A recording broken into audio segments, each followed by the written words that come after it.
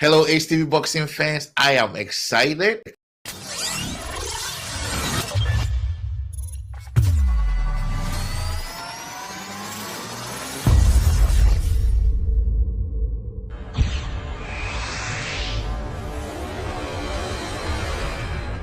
Hello, HTV boxing fans. I am excited to have in my midst the current British Boxing Board of Control, the Commonwealth Boxing Council, the IBF European, and the WBC International Silverweight champion. He's an undefeated boxer with a record of 19-0 and 7 knockouts. Oh, I think we should bring him on and start talking. Welcome, champ. Hello, thanks for having me on. All right. You were hard to get on, but you are here. So I really appreciate giving us your time for this session. Thanks for having me on. I've got love for all of you guys. So yeah, thank you for having me. Let's get right into it. I promise I won't waste your time, so I'm not gonna do that. But before I go on, I have a burning question I would want you to clarify to me, because it will inform my future questions during these sessions. Now, your name Ekow Essuman. I'm going to use the word sounds because of what I saw. Sounds very Ghanaian. In fact, all my research shows you have a Ghanaian roots and possibly born in Ghana. However, on BoxRec, it says you were born in Botswana. Can you put my mind to rest? Yeah, you know what it is. My father, Ekow Essuman. He was working in Botswana at the time, and getting an agriculture degree with my mom, Philomena. And I was born in Botswana, but however, the way Botswana works, because my grandfather, who's Ghanaian, wasn't from Botswana, I had leave to remain, but I could never really be an official citizen. So the way it works, if everything fell back to obviously my bloodline, my Ghanaian heritage. So yeah, I do have a Ghanaian. I was brought up in a Ghanaian household, just in the Botswana lifestyle, but it is what it is. Got it. So born in Botswana to Ghanaian parents. Yes. All right. So now, less than a month ago, you defended 3 of your titles, and then you added the BBC against Chris Kongo via 12-round majority decision. How did you prepare for someone like Kongo, who is regarded as a very formidable opponent and just ranked under you on BoxRec? And it's one of the top boxers in the UK. How did you prepare for someone like that? You know what? I had to spar a lot of taller opponents and opponents who use their jabs a lot, because I was on team Great Britain. I was on the Great Britain team with Chris Kongo, so we spent a lot of rounds sparring and went to some competitions and whatnot. So I wouldn't say we're very close, but he knows a lot of aspects of my style back then, and I knew a lot of aspects of his style. So I knew going into this fight, I already knew Chris's jab is a good jab. He sets up that right hand off his jab. So in the fight, I had to take the jab away from him, and I had to do it systematically. I couldn't just go in there and take it away straight away, because then he would try and adapt. So I let him get into his groove with it, and then I systematically took it away and did what I do when he started to tire. Wow. I mean, you did what you had to do. I saw it. I was happy to see you win. Now, moving on to the next, Conor Ben. He sits on top of your class in the UK, and because it appears you have beaten all the top names in the UK in your weight class, it looks like beating him will open more doors. Do you agree with this? And have you even thought of a fight with him? Yeah, you know what? Before he went on to fight a few like a few fights ago when I had won the British title that he was looking to fight for, I called him out. I said, well, if you want to call yourself the King of Britain, you have to beat the British champion. But he continued to take a different route, the international route. And he's had good matchmaking. You can't fault him for the matchmaking. I feel like he's had credible opponents, but they haven't been opponents that are good on their feet, and the lateral movement. And when he did have opponents that did that, there were the times when he was screaming at them to fight him in the center of the ring and all sorts. So it's just one of those things. I think we will meet in the future once he sorts out all the extracurricular activities. Yeah, and I think in that fight I'd also want strict VADA testing in that fight. So just to cover my back. I wouldn't blame you, and I wouldn't blame anyone. Now, since you brought up how he's taking the international route, let's go to the international front for you as well. Your weight class is packed. I mean, there's some great boxers there, of course. Aaron Spence Jr. has the 3 belts, and Crawford has the WBO. So you now have 4 belts, building yourself up to the top, and you are ranked 7th by the IBF. But it's still stacked with some top contenders like Virgil Ortiz and Keith Thurman. What is next for you, or who do you really want to fight next? You know what? It's a funny one because I would love to fight the people at the top. However, I feel like when my chance comes, they might have already fought each other and moved on. Because you hear stories about both of them thinking about moving up and fighting at super welterweight. But I've never really set my sights on any one person. I just set my sights on anyone who's above me in the rankings. So be it the Virgil Ortiz, who's beat he fought Michael McKinson from Britain. I would love that match. That sounds like an appetizing match to me, because I know it would be a fan-friendly, entertaining match. And I wouldn't I don't necessarily shy away from certain people, because at the end of my career, I want to be known that I fought the best. For everyone. So you're proving, like, I haven't tried to get the easy way up. I've just fought who's been put in front of me, hard or not hard. That's how to go, man. That's how to go. Yeah. We boxing fans like to see that. Now, I know there's a lot of politics in getting ranked by the sanctioning bodies, but considering the UK, when I won this WBC Silver, straight away the boxing board had told me, well, you can't actually be ranked in the IBF and the WBC at the same time, so you're gonna have to pick one route to go down. So I would want you to hold off on that thought, because I think some of us who follow boxing don't know some of these things. And one of the questions I was going to ask you is, you are doing very well and you are top there in your weight class in the UK. How do you feel about not being ranked at least top 15 by the other 3 sanctioning bodies? Because it seems like only the IBF has ranked you at number 7. First of all, do you think you have earned it? And then what is this that they told you? I mean, clarify something for us. You can only be ranked by only. I don't know the full ins and outs of the regulations between the two, obviously the federation and the council, but basically I was told I'd have to pick between the IBF and the WBC moving forward. I can't hold them both,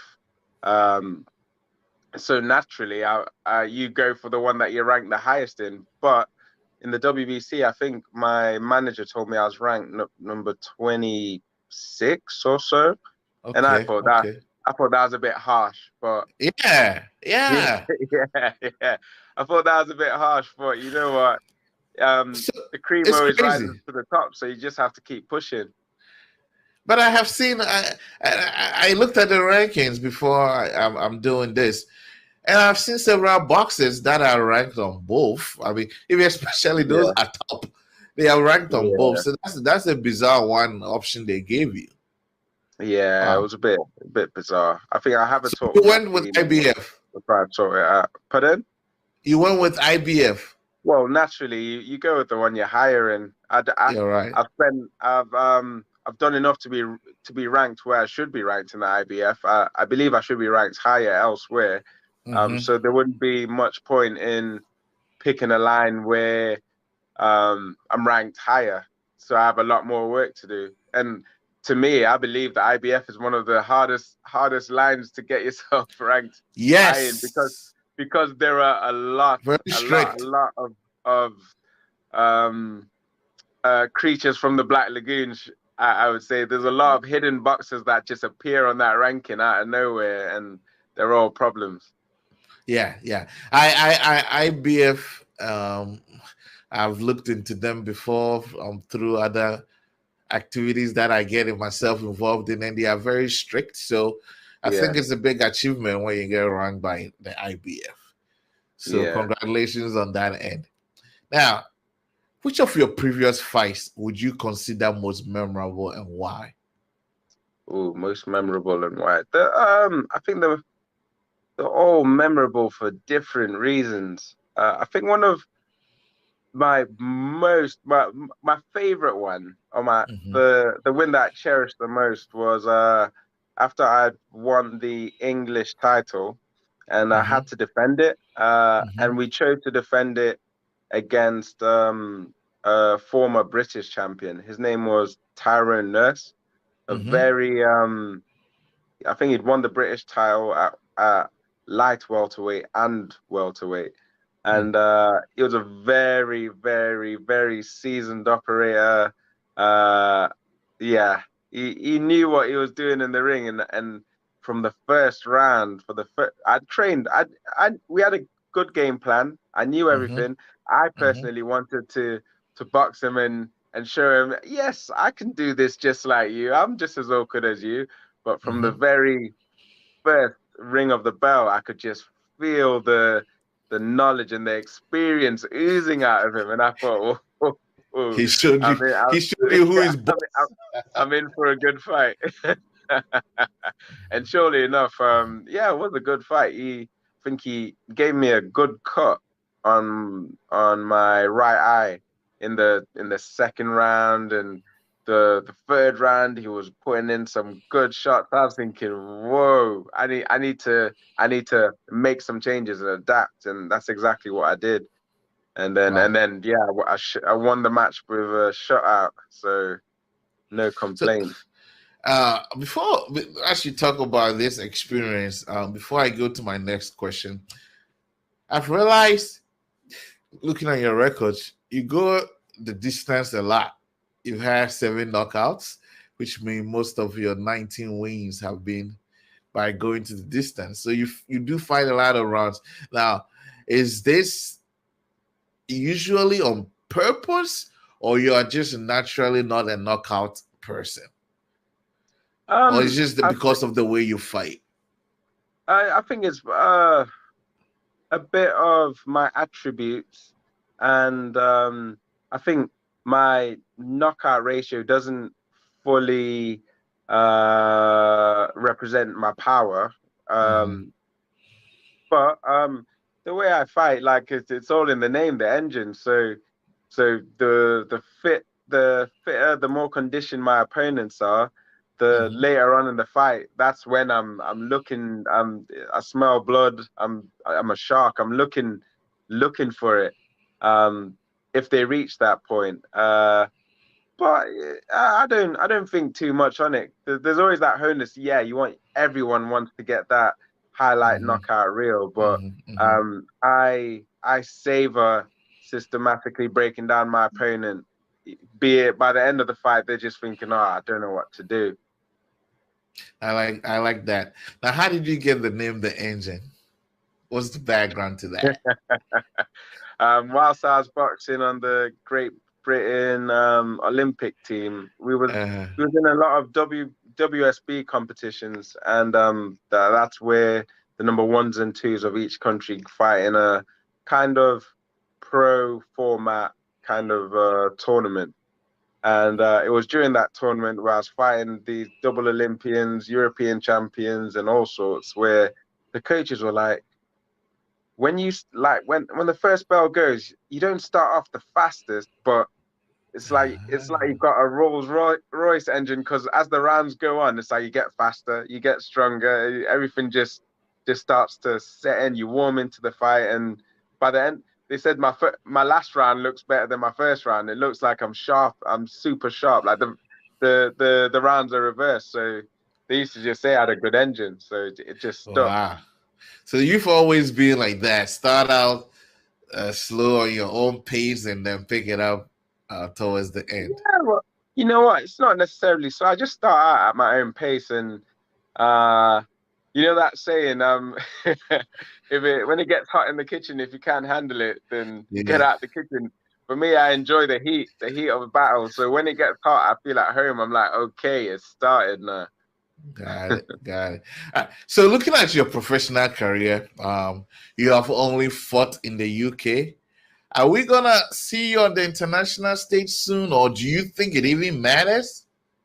I would love to fight on the international stage again, because in the amateurs I was flying here, there, and everywhere: Russia, Ukraine, Kazakhstan, Cuba, Mexico. So it's only right I do it as a professional as well. All right. We hope to see you soon. Let's switch gears a little bit. We've already established you have a Ghanaian background. Ghanaians watch you. We all follow you. Do you follow Ghana boxing at all? I follow a bit of Ghanaian boxing. I try to. There's certain boxers that I always look out for. And I was disappointed to have to fight Samuel Antwi a couple of fights back, because he was also from Ghana. I thought, oh man, why do I have to fight my brother from home? Well, at some point we gotta fight each other. Now, so when it comes to how we are developing boxers, are you entwined with that at all? Because I've always wondered that, most of our world champions or those that do very well always do it once they've gone outside. So when I talk to guys like you, I was just wondered how you think we can improve on the sport back home, and so that's really why I'm asking. Like it's a funny one, because when I was on Team GB with Joshua Buatsi from Ghana as well. And we had experiences, we went to Cuba, and from the grassroots, they didn't some of these, Cuba doesn't have a lot of money in the infrastructure of the boxing from the grassroots, but they had football pitches and half stadiums full of little kids just doing drills for hours on their footwork, on just the things that a lot of even professionals take for granted. And then when you come to fight a Cuban, you know about it, because everything they do, it seems like second nature. It looks like they're not even trying. That's because it's kind of instilled from birth of them. So I'd say, back home, it's and I know from Boatsi also visiting home and going to some of the boxing gyms out there and telling different people about it. It's just similar. People are back home, there's talent back home. It just needs to, just like a rough diamond, it just needs to be cut down a bit, and so it can shine.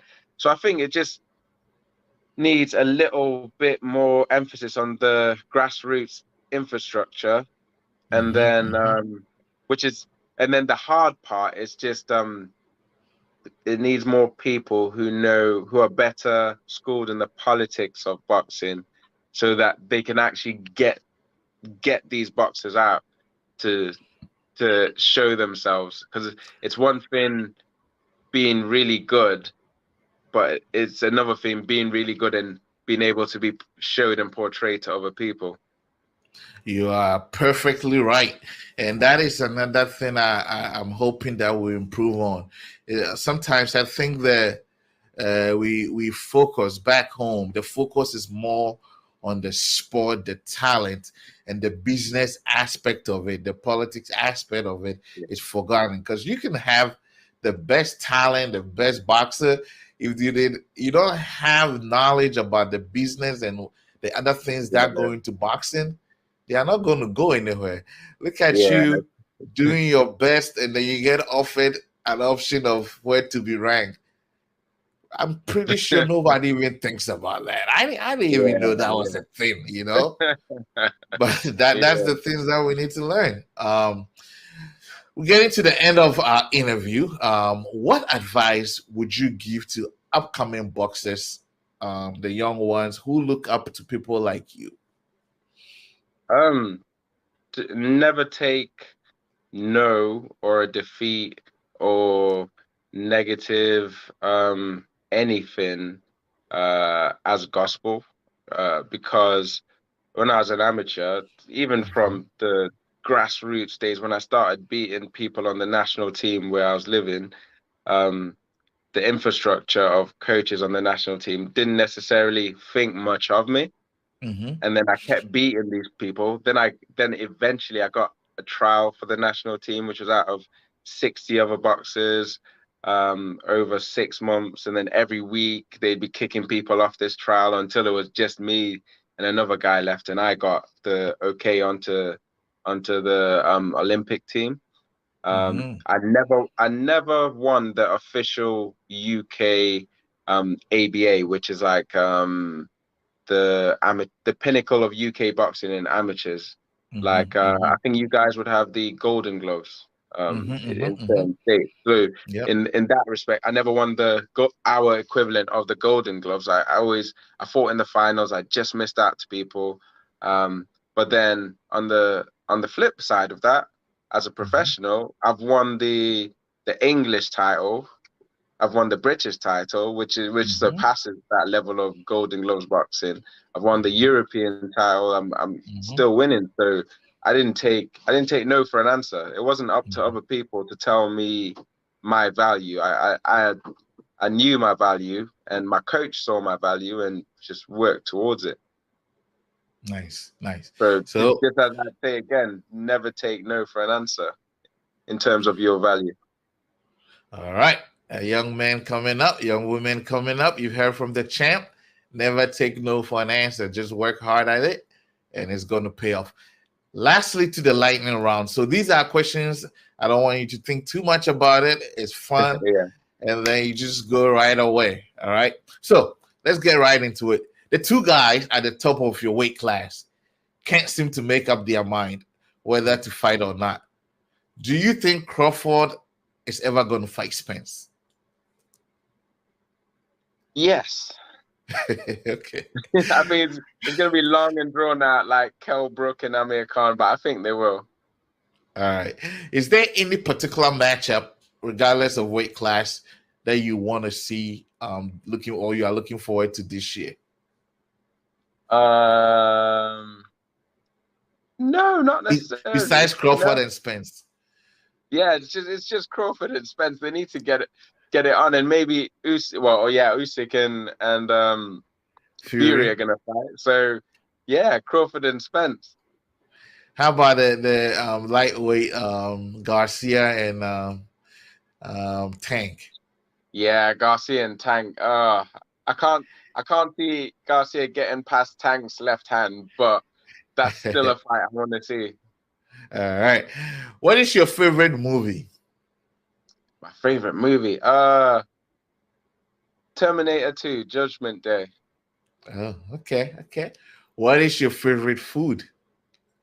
Jollof fry. that was Bentley's favorite food either. Now, I didn't ask him this next question, but I'm gonna ask you: can you cook? Yeah, of course. You have to. Well, not that you have to, but from when I was little, my mum had me in the kitchen. So you make your notes and you do what you have to do. But I still can't cook as good as my mum, though. Then I would admittedly say you are better than me in the kitchen. Your last words to your fans and supporters out there. If you've watched this through, thanks for giving this a watch, and thank you for showing all your support. Any particular date or time range we should be looking forward to possibly seeing you back in the ring? Maybe April. Okay. All right, champ. Yeah, Thanks very much for your time. You promised to come through and you have delivered. I'll be watching you, and all Ghanaians be watching you. Thank you very much. Thanks for having me, and thanks for the invite again. All right. We may do this again after you win the World Championship. Yeah, man. Yeah, man. All right. All right, HTV Boxing fans, thanks for sticking with me. We just had Ekow Essuman with this short session. He was very gracious with his time. I can't thank you guys enough for staying tuned. I love doing this, and I love it when I get feedback. So if you have any feedback, any comments, please don't forget to leave them in the comment section. Again, this is the Boxing Doc, and this was one-on-one with Ekow Essuman.